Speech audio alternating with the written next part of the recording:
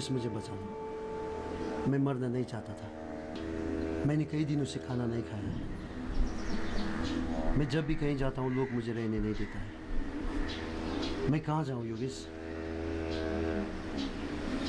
तुम चिंता मत करो आसम, मैं तुम्हें मोक्ष कराऊंगा।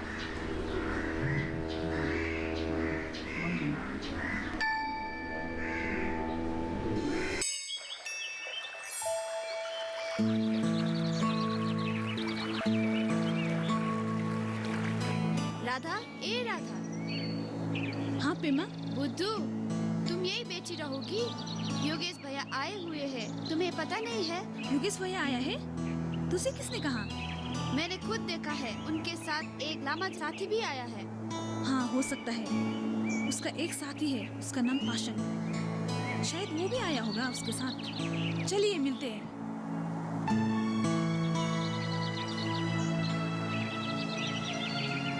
यह संसार मिथ्या है। मुक्ति प्राप्ति के लिए बौद्ध अभ्यास करेगा तो जीवन का दुख सुख में प्राप्ति हो जाता है। इसीलिए हमें सेवा करना जरूरी है, जैसे कि अनाथालय, अस्पताल, वृद्धाश्रम वगैरह। मेरा जो इच्छा है, आकांक्षा है, दूसरे का भी वही है। लेकिन अपने सुख के लिए दूसरों को दुख देता हो तो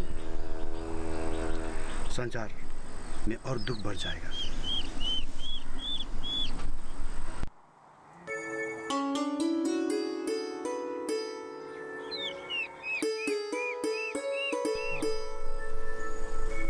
लामा साहब, चाय स्वीकार करें। राधा, तुम? अरे राधा बेटी, तुम कब आई? आओ ना। राधा, तुम कब आई? आओ ना, चलो। बड़े लामा आए हुए हैं, आओ ना। नहीं, मेरे घर में कुछ काम है, मैं अभी के लिए चलती हूँ। अरे राधा सुनो ना।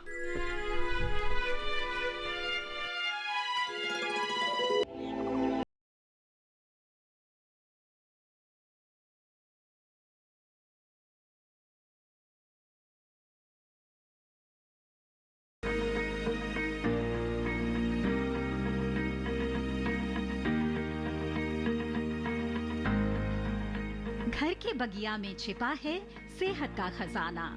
टेरेस गार्डनिंग से बनेगा घर ब्यूटीफुल और हेल्दी। क्यों ना गार्डन में उगाएं अपने फल फूल और सब्जियां, जिससे सेहत भी बने और छत की बगिया भी खिली खिली रहे। देखिए छत पर बागवानी, शनिवार सुबह 9 बजे सिर्फ दूरदर्शन किसान पर।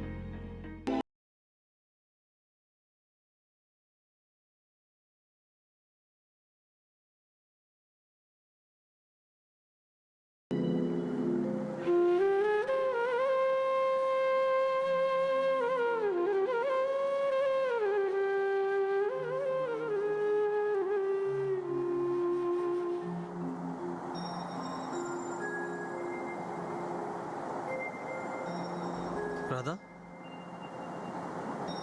मुझे आपके साथ बात नहीं करनी है। क्यों? क्या हुआ? मुझे साधु संत और भिक्षुओं की संगत की पसंद अच्छी नहीं लगती है। तुम्हें साधुओं से क्या प्रॉब्लम है? मुझे तो संसार और जीवन की खुशी और आनंद के साथ बिताने का दिल करता है। राधा, तुमको ये संसार कैसा लगता है? कैसा लगता है कहे? मुझे तो आप मिलने पर सब कुछ अच्छा लगता है। मेरा सपना, विपना और संसार सब आप ही हैं। अगर आपको नहीं देखती हूँ तो संसार वीरान सा लगता है। ये तुम्हारी कच्ची भावना है राधा। ये संसार बीमार है। यहाँ के लोग स्वार्थी हैं, सिर्फ अपने लिए जीते हैं, अपने लिए। दूसरों को प्यार नहीं करते, सिर्फ ये मानव होने का ढोंग करते हैं। ये लोग सिर्फ अपने अपने स्वार्थ के लिए जीते हैं ये लोग। प्यार, दया ये सब नहीं है यहाँ के मानव में, इसलिए ये संसार बीमार है राधा। योगेश, आपको क्या हो गया है? आज क्यों ऐसी अलग किस्म की बात कर रहे हैं? मुश्किल से एक बार आते हैं तो भी अलग किस्म की बात करके मेरा दिल तोड़ देते हो।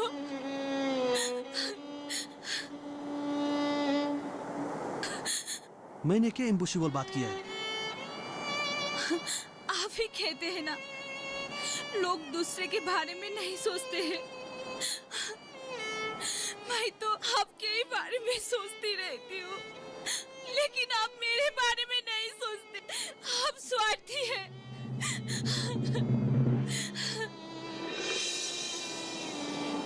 देखो राधा, ये तुम नहीं समझ पाओगी। समय आने पर सब समझ जाओगी। समय आने पर।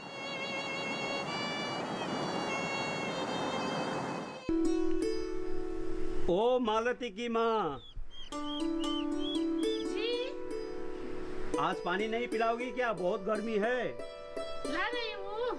तो जल्दी लिया।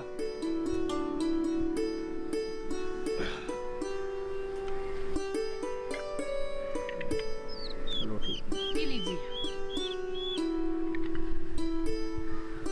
क्या करूँ, घर के काम भी खत्म नहीं होता है और घर में काम करने वाला भी नहीं है, और हम दोनों बूढ़ा बूढ़ी को कितना तकलीफ उठाना पड़ रहा है। हाँ डार्लिंग, अब तो योगेश की शादी कर ही देना होगा। घर में बहू आएगी तो घर का काम सारा संभाल लेगी। उसके बाद धीरे धीरे पोते पोतियाँ होंगे, फिर तो घर ही उजाला हो जाएगा, और उसके बाद तू और मैं फिर से फुर्सत में रहेंगे। आपने तो मेरे मुंह की बात छीन ली। मैं भी तो आपसे यही मशवरा करना चाहती थी। आपको पता है, हमारा योगेश बेटा वो राधा से प्यार करती है ना। राधा से? सचमुच? हाँ, उसी को तो मैंने पसंद किया है। सच? वो दोनों तो नदी किनारे समतल पत्थर पर बैठकर बातें करती रहती है, और फिर ये लड़की राधा भी गुणवंती है और घर में माँ बाप का हाथ बटाकर दूध बेचने जाती है और साथ में पढ़ाई भी करती है। तो ठीक है आरती, अब की बार योगेश जब घर पे आएगा तो आते ही मैं उससे बात करूंगा, ठीक है ना? जरूर करना, आप तो भूल जाते हो। माँ, मुझे बहुत भूख लगी है। ठीक है, कुछ खाने को बना देती हूँ। आप लोग कुछ देर पहले किसके शादी की बात कर रहे थे? योगेश भैया की है ना? हाँ, योगेश की शादी की बात हो रही थी, और योगेश के शादी की भी तो उम्र हो गया है, और हमने लड़की भी पसंद कर ली है। वो तो मुझे भी पता है। और तुम्हें राधा कैसी लगती है? राधा दीदी भाभी बनकर आएगी तो तब तो बड़ा मजा आएगा। चलो अंदर।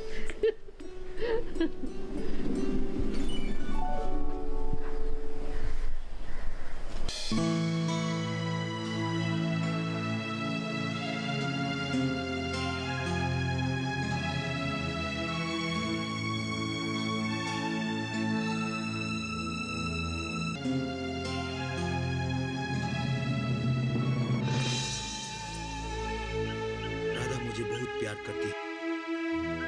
अगर इसी बीच मुझे कुछ हो गया तो?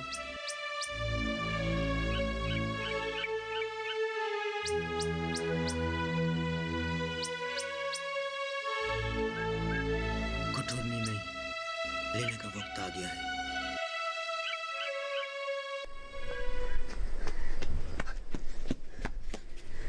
अरे राधा, आज क्यों इतनी उतावली दिख रही हो?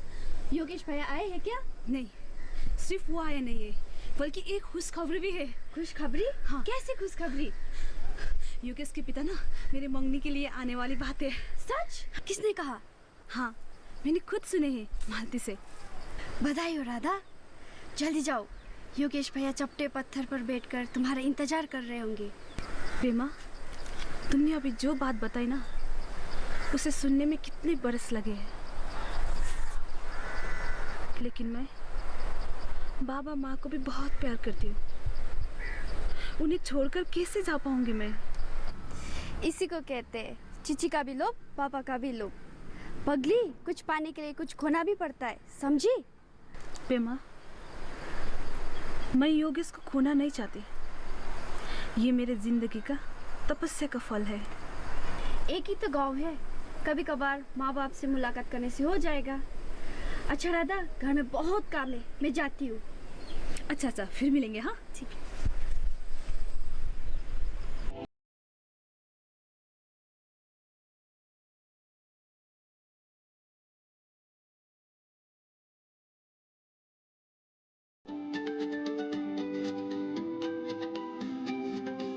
जब बात अच्छी सेहत की हो, किसी तरीके की लापरवाही नहीं करो, किसी तरीके का समझौता ना करो। ना बरतें लापरवाही, लक्षणों को पहचाने और लें डॉक्टर की सलाह। क्या बीमारी दिल की हो, दांतों की हो या दिमाग की हो, खुद से इलाज ना करें, खुद से कोई भी दवाई ना खाएं, डॉक्टर के पास जाएं, अपनी जांच कराएं और अपना पूरा इलाज करवाएं और अपना ख्याल रखें। कार्यक्रम जो देगा सलाह भी, मार्गदर्शन भी। मोबाइल उठाएं, नंबर मिलाएं 1800-11-3060 या 1800-11-3061।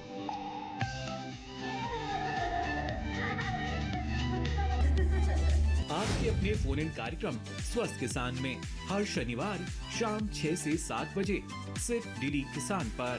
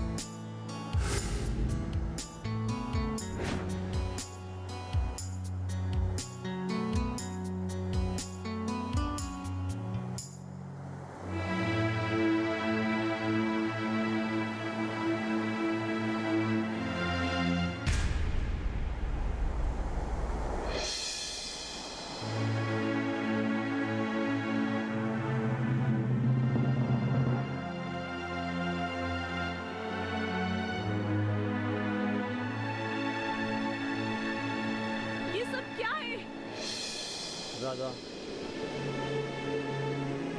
मैं इस संसार में और ज़्यादा लोग को प्रेम बांट सकता हूँ।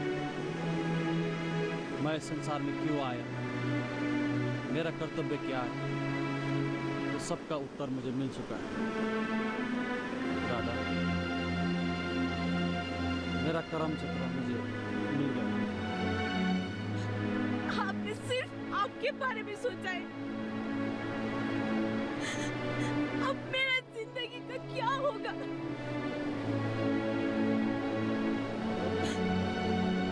मेरी बात सुनो राधिका, हमारे भविष्य पहले से निर्धारित है। तुम सरल मन के लोग, तुम्हारे भविष्य उज्जवल है।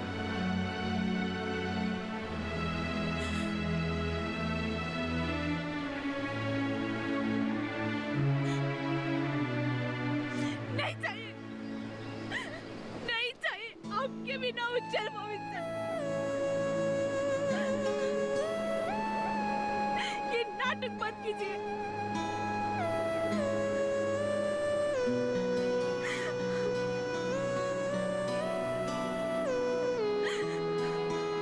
हम हमारे भाग्य खुद बना सकते हैं।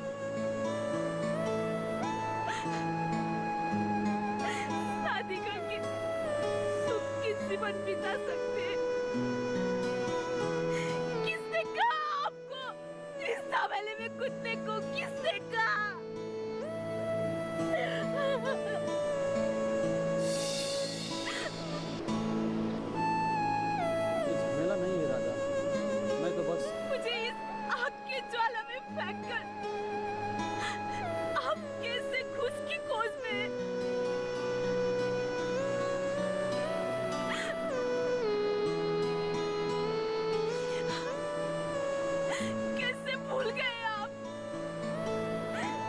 पति को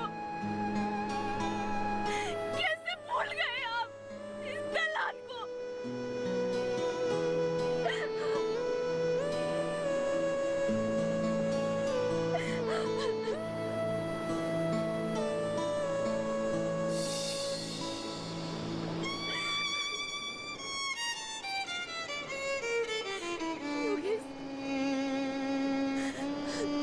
मुझे कुछ भूल हो गई क्या?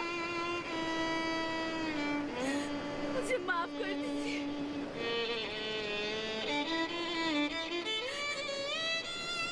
मैं गरीब हूँ, मेरे पास आपको देने के लिए सिर्फ सच्चा प्यार के अलावा और कुछ नहीं है, कुछ भी नहीं है।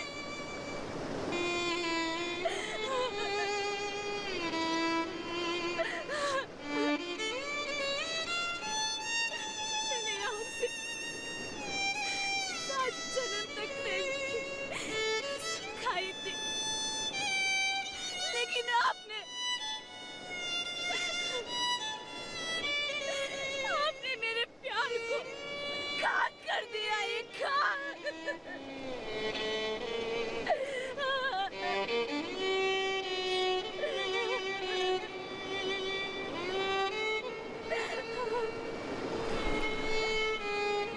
राधा, तुम अभी समझ नहीं पाओगे। तुम सीधी हो, सरल। मैं जिस लक्ष्य में पहुंचना चाहता हूँ उसमें तुम्हारा आशय नहीं, तुम्हारी कामना चले। तुम्हारी कामना के बिना मेरा लक्ष्य अधूरा है। बस योगेश, आपने मुझे जिंदगी की मझधार में लाकर छोड़ दिया है। आपके बिना जिंदगी जीने की कुछ ख्वाहिश भी नहीं है।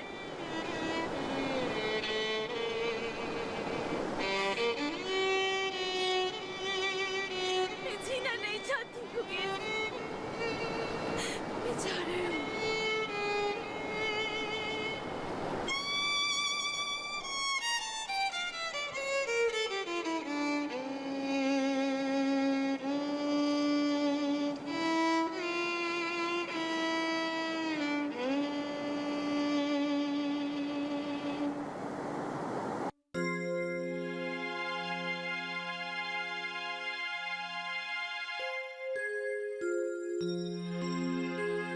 सुनिए तो, हमारी बेटी को आजकल क्या हो गया है? न ठीक से बोलती है, न काम में ध्यान देती है। उसने तो खाना खाना भी छोड़ दिया है। हाँ, मैं भी बहुत दिनों से देख रहा हूँ। उसके चाल डाल में भी बहुत बदलाव आया है। वो बहुत कमजोर भी हो गई है। तुम माँ हो उसकी। माँ तो बेटियों के सहेली जैसी होती है ना। अरे पूछो ना उसको, उसको हुआ क्या है? मैंने तो कितनी बार पूछा उसको, कुछ बताने को राजी ही नहीं, तो मैं क्या करूं? अभी वो कहाँ है? राधा, अगर तुमको योगेश भैया ने धोखा दिया तो क्या हुआ? उनसे भी कहीं बेहतर और धनवान श्याम भैया तुमको बहुत पसंद करते हैं। हेमा, प्यार हर किसी से किया नहीं जाता है। मैंने जीवन में एक ही व्यक्ति योगेश से प्यार किया है। अब मैं किसी और के साथ प्यार नहीं कर सकती। ऐसा मत कहो बुद्धू, यह जीवन बहुत अमूल्य है। मैं अब किसी के साथ शादी भी कर नहीं सकती।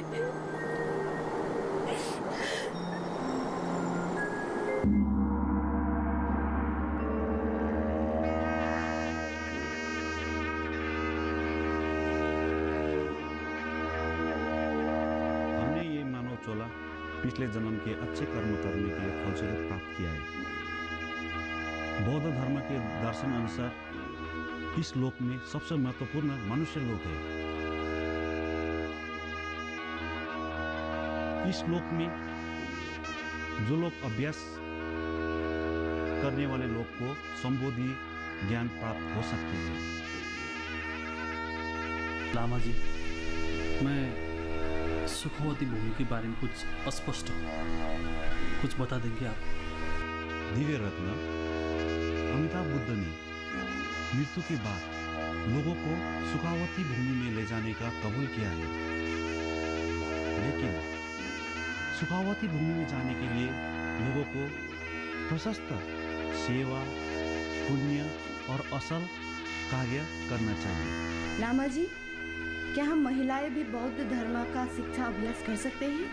मनुष्य कहने से महिला पुरुष का भेद कहाँ से आया?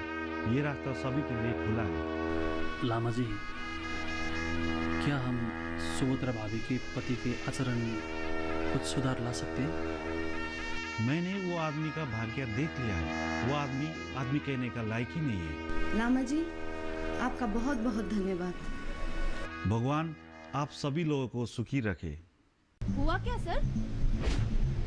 जिस महिला के साथ में वो रहता था उसका खून हो चुका है और इल्जाम रंदोज पर लगा हुआ है। हिमालय का है उजलापन, झरनों सा है बचपन, पहाड़ों की हरियाली में उड़ते आंचल सा यौवन, छोटा सा है जीवन मेरा, उतनी बड़ी है कहानी, हो बिटिया पहाड़ की हूँ।